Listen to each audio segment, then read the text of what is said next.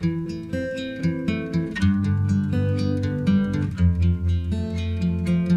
ladies and gentlemen, and welcome to another video, and this time I've come to the International Centre for Birds of Prey, the ICBP, and I'm here with this beast of a lens, which is the 100 to 400 Fuji zoom lens on, of course, the XT3, because that's my camera. I'm going to take some birds, and we've already been around some of the birds today because they've got some birds in cages, and then they do sort of flights and things. So we've had a look at the cages, and I've got a couple of pictures actually that I think are pretty good. Now, obviously, when you're coming to places like this at the moment, there are still sort of COVID restrictions and things in, but I quite like what they've done here. There's a little one-way system, and it doesn't really spoil the atmosphere for you. So a couple of things that obviously I'm not going to be able to hold a camera and then hold this massive lens and also do sort of bits to camera as we're taking sort of birds in flight. So what I'm going to do, we're going to have a session with birds in flight at the moment, and then I'm going to kind of, in the narrative, explain how it was done, how we did, how I think we got on. So far, it's been a kind of difficult day because the birds, as I said here, they're in pens, they're in cages. So you have to balance out what you've got for the lenses with the cages. Now I've got this lens on. I'm here with my mum, and she's got the 50 to 200, or was it 55 to 200? Anyway, it's that lens. Which is a fantastic lens, but I seem to be able to focus through bars a little bit better, probably because I've got a longer lens on, probably because the focal distances are just slightly a bit different. But it has, I think, for her, it's not been quite as good as she was expecting. I think what we're going to find is that when we go to do the birds in flight, what's going to happen is that me with a 400mm lens can get really close in on the birds, but because they're moving, I might have a problem doing that. I'm also going to be using wide tracking for this. If you're not familiar with the Fuji systems, the wide tracking is just, you get a little square dot, and we'll be on continuous, obviously, because birds. You get a little square dot, you put that on your thing, and it then tries to track the subject that you were pointing at. Which last time I did this, I was at Slimbridge, and it actually worked really, really well. But I will have to see how that goes. And as for settings and things, I'm basically letting the camera sort out the aperture for me. Because the things I really need to focus on at the moment are shutter speed, which needs to be as high as possible. I'm hoping about 1,000. We've got quite a bright day, quite a sunny day, so 1,000 shouldn't be too much of a problem. But then ISO, I don't want to push the ISO up too high. And at the moment, you know, in the cages and things, I've been going up to 1600 for ISO. I don't think I need to do that, not really. Anyway, we'll see. First of all, let's take a quick look at some of the pictures that I got around in the cages and see if they're actually any good. And here they are. I actually think I did quite a good job with some of these images. They're all nice, they're sharp. The lens really performed well here, even though I'd pushed the ISO up a little. One of the difficulties in editing these shots is that you tend to do the same things to each one over and over again, so it's difficult sometimes to make them stand out. Because of that, I did put a few of them into Photoshop in order to get a bit of a different look. This one of a kite was cut out from the background, and then I altered the background to give it a little bit of a different texture before I blended the two. A second texture was added over the top to give us the final image, and actually I think this was my favourite shot of the caged birds. I've always said on this channel that it's the final image that matters, not how you arrive at it, and this is a perfect example of an image that only properly worked when I eventually put it through Photoshop. But caged birds were a small part of the day. I'd really come to this location to see some birds flying. So it's actually turned into quite a windy day, but I'm sat in this courtyard where there's some birds of prey kind of all around you, really, in cages in on perches and things. And this is what a lot of the centres like. It's actually a really great place to come and visit, especially if you like to take birds of prey, because you've got an awful lot of chances of getting kind of really up close with those birds. Now, we've had our first flight, and I really quite enjoyed it.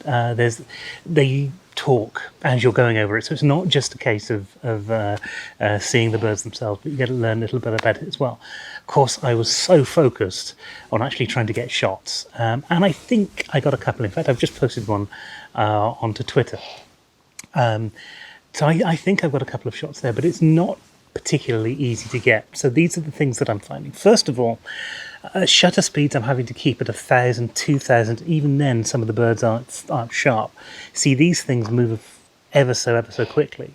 So a shutter speed of 1,000 still doesn't always slow down all of that thing, which means you've got to push up your aperture a little bit as well.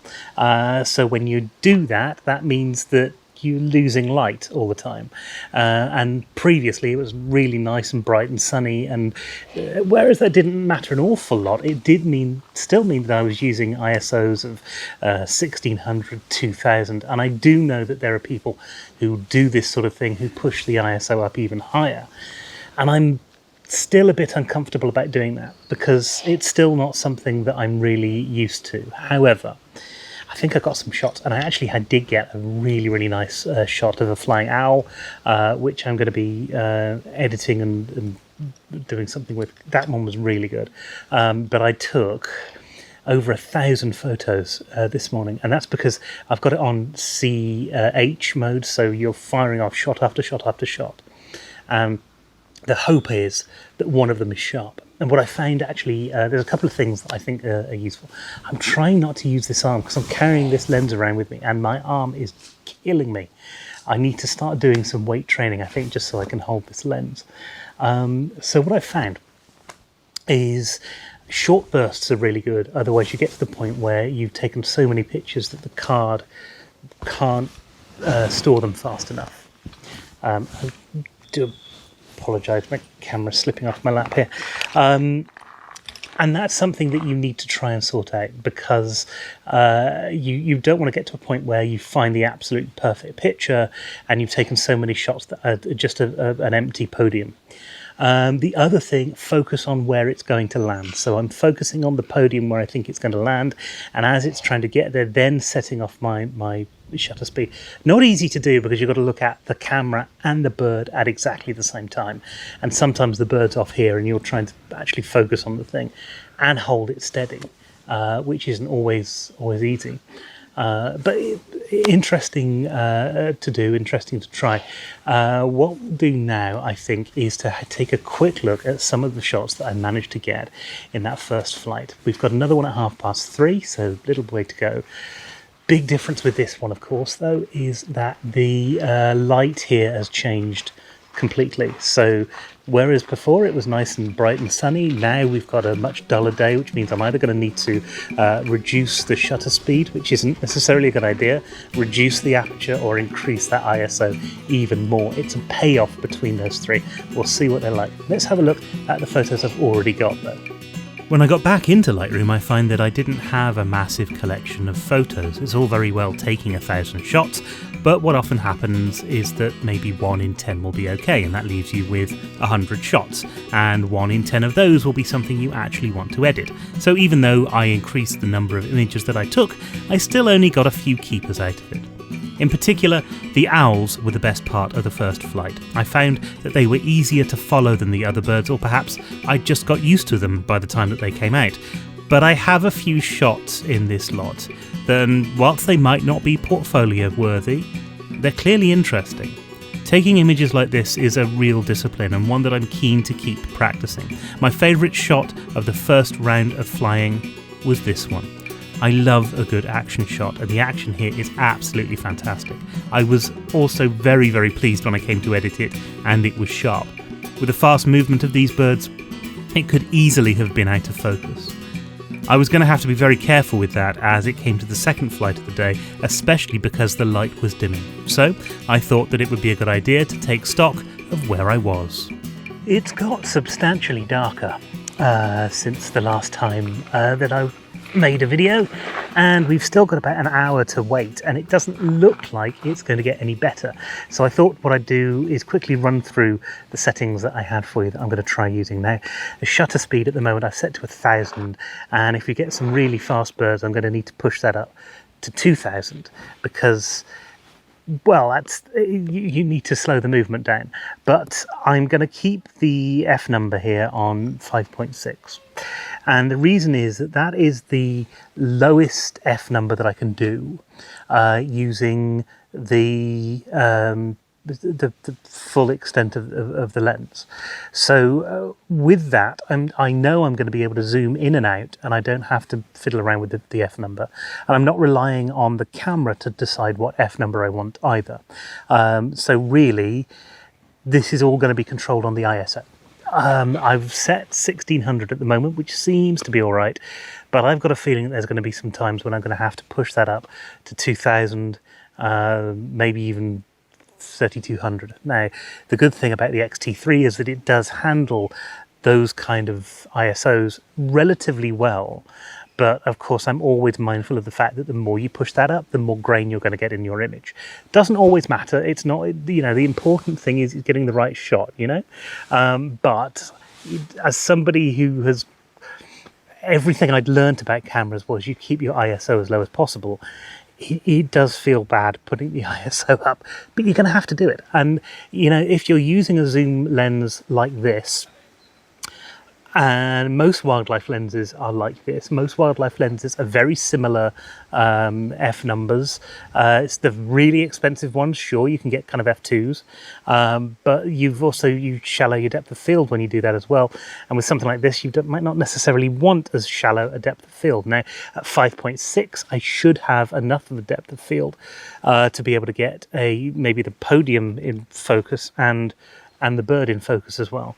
But it's all a bit trial and error, and I know that there was some shots that I missed last time because I was at 4.2. I was at the lowest that the lens could do, and it didn't quite work out for me. Anyway, we've got about an hour to wait now, and then we're going to see some more birds flying with any luck. One thing I did want to mention, and I completely forgot, I'd said in the previous clip that I've done roughly 1,000 photos, just over 1,000 photos, and I have had to, for the very, very first time, change the battery in my camera. Now, one of the things that I was really aware of when I first got a mirrorless camera was that everybody was saying the battery is going to be the thing that absolutely lets you down. You're going to need a lot more of them. I've never needed any more than one, and whether that's because it's a Fuji camera or whether it's because just, you know, mirrorless isn't quite as bad as people say it is, I don't know. But I've changed it for the very first time. So the very first time I'm using off-brand batteries, and one of the things that I'll do when we come to the end of this video is just let you know how that battery got on as well, and what sort of battery it is as well. Well, the second flight didn't quite go as well as the first one. The darker day meant that I really had to push that ISO up, and as a result, the images were very grainy and sometimes soft. Not out of focus, but the grain doesn't always help when you're trying to keep an image sharp. The best results I got were from this barn owl, and I was really pleased with the way that those images turned out, despite the grain. Now, several of these had to be cropped quite a lot in order to reframe them, and that also doesn't help when it comes to grain in your photos, and usually I wouldn't even be considering grain. I would do as much as I can in the field to mitigate it. And when you see the final images, actually I don't think it matters all of that much, but it is something that you get very obsessed with sometimes when you're in the edit. Nevertheless, I was pleased with these images, and I had a thoroughly good day at the International Centre for Birds of Prey. I would recommend anybody heading to your nearest Birds of Prey sanctuary, and the ICBP in particular, if you can make it to Newent, is a great choice. They really are good days out, and you'll get images there that you never thought you could. Oh, and the battery that I got was a Patona Platinum, and I couldn't be happier with it. It lasted basically as long as the original Fuji brand battery that I had, so I'm super pleased with them because they're also about half the cost. Anyway, That's it for this video, possibly a little bit shorter than most of the trips that we do, but that is it for today. I hope you've enjoyed it. If you do, please do leave a like and a comment. Also, do hit the little thumbs up icon as well. That's leaving a like, isn't it? I really should have thought this through before starting to speak on a microphone. Anyway, if you're new here, please hit subscribe as well. Click the little bell icon at the end and the all notifications tab that comes up.